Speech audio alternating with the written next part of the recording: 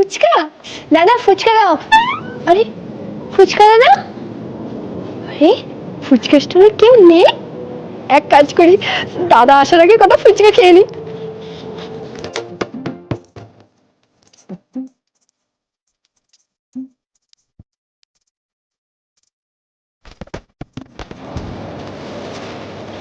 ফুচকা খেলাম।